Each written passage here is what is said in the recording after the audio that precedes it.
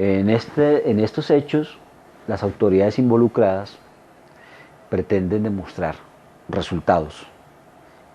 Y cuando en la práctica no los pueden encontrar porque no hay a quien combatir por diferentes circunstancias, necesitan demostrarle a los superiores, a sus superiores jerárquicos, que están trabajando, que están, entiéndase ese trabajar, pues, entre comillas, con el propósito de lograr los objetivos planteados en las políticas de seguridad democrática, que en últimas, es sabido por nosotros, no son más que la intención de combatir uno de las consecuencias generadoras de la violencia en este país.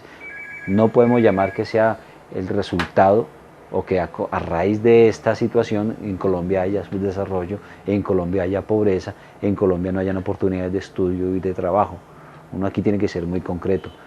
Lo que tiene que ver con los movimientos insurgentes en este país obedecen a una respuesta de necesidad en su origen, en cuanto a que la mayoría de aquellas personas que se van a luchar allá con estos grupos insurgentes, pues lo hacen como una única alternativa de vida, porque el mismo Estado ha generado este tipo de hechos ante su indolencia y su ausencia durante muchas décadas en distintas regiones del país. A ver, las compañías, como todos aquí lo sabemos, ellos están protegidos por las fuerzas militares. No solamente en las compañías hay excesos de personal militar. Ellos han venido también a imponer su fuerza y como su poder, ¿sí? En una ocasión vino un capitán del ejército y colocaba a un soldado al pie del carro la verdura. Primero que todo mandó a hacer un censo en todas las casas. Si en mi familia somos 3 o 4 personas, no teníamos derecho a comprar más de un valor de 10.000 pesos de mercado para el mes, para la semana, digo. Así uno tuviera la plata para comprarlo, no le permitían comprar más. Si la persona se rehusaba a comprar más de 10.000 pesos en verduras, ya eso le daba para ser, digamos, como tenido en cuenta en la lista de los auxiliadores de los grupos al margen de la ley.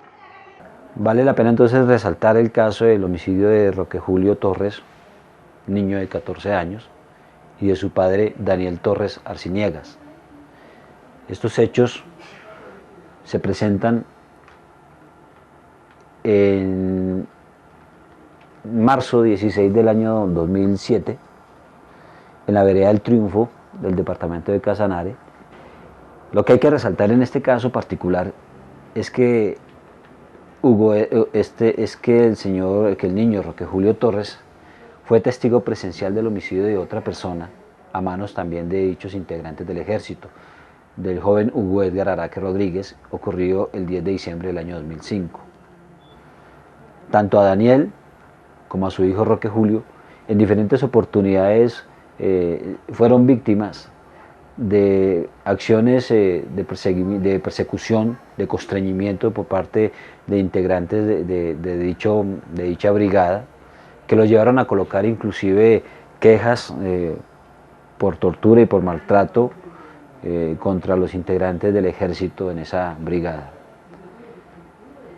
Sin embargo, ello no fue suficiente, a pesar de la solicitud que se hizo reiteradamente para que se le brindara la protección debida. El 16 de marzo terminan siendo asesinados. Yo estaba en la casa cuando llegaron el grupo y me dijeron que dónde estaba su marido, y pues está trabajando. Entonces me revolcaron todo y después a lo que él bajó ya no se los lazaron todos, lo agarraron y le pegaron. A mí antes ya me han amordazado con una toalla mojada, que contara dónde estaba la guerrilla. Yo pues no sé. Por la noche ya nos encerraron en la pieza, nos maltrataron a juntos, ya por la mañana se lo llevaron.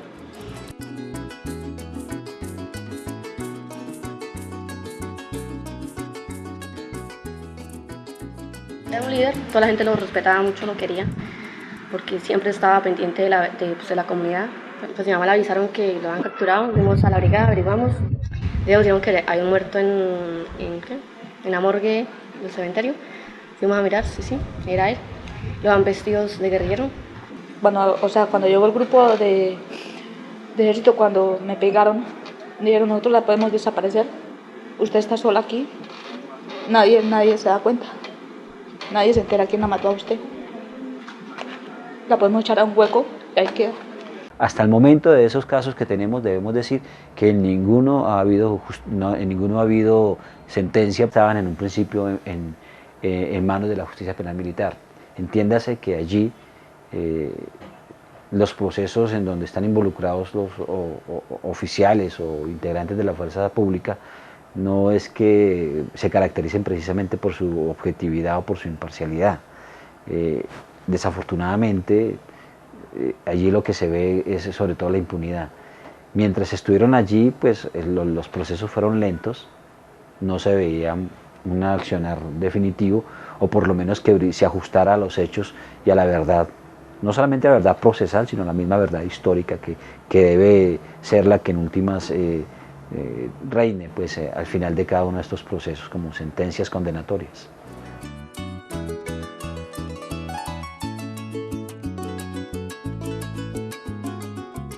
Es una brigada que consta de mucho personal y está en la capacidad tanto de cuidar la infraestructura petrolera como la población civil. ¿Cómo es posible que en las propias narices de la brigada, a escasos 3 kilómetros, fue donde asesinaron a mi hermano, y una distancia mucho más corta, que fue más abajo, a menos de 2 kilómetros de la brigada, donde hay quizá más de 10.000, 15.000 soldados, asesinaron a Permenio?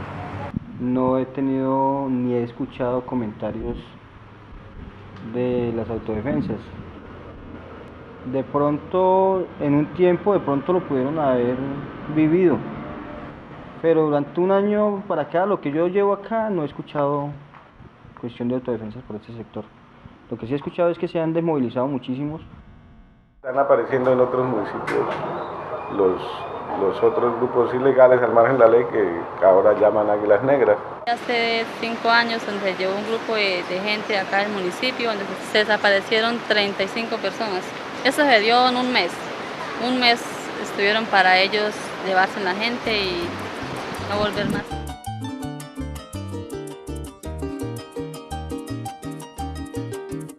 Desde que los casanareños nos organizamos para exigir mejores condiciones de vida, servicios públicos, salud, educación, vías de comunicación, el Estado ha tratado de destruir a nuestras comunidades y sus organizaciones mediante la represión y la guerra. Guerra que se intensificó con el hallazgo de petróleo en nuestro departamento y la presencia de BP para su explotación.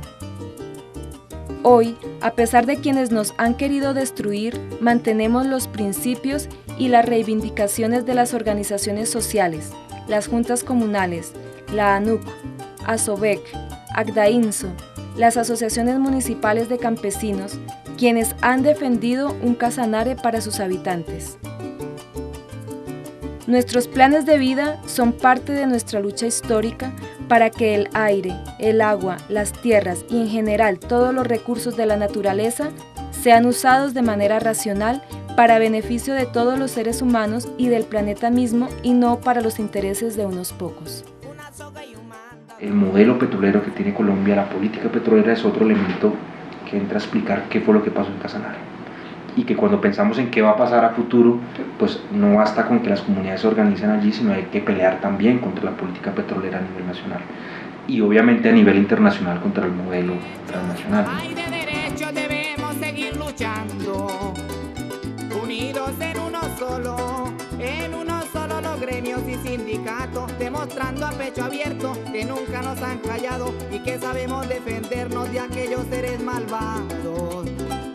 Es esta la situación en mi país tan querido, donde hoy se alza la voz de todo un pueblo sufrido, es la voz de un cantador que anda por los caminos con viento de libertad para el obrero y campesino.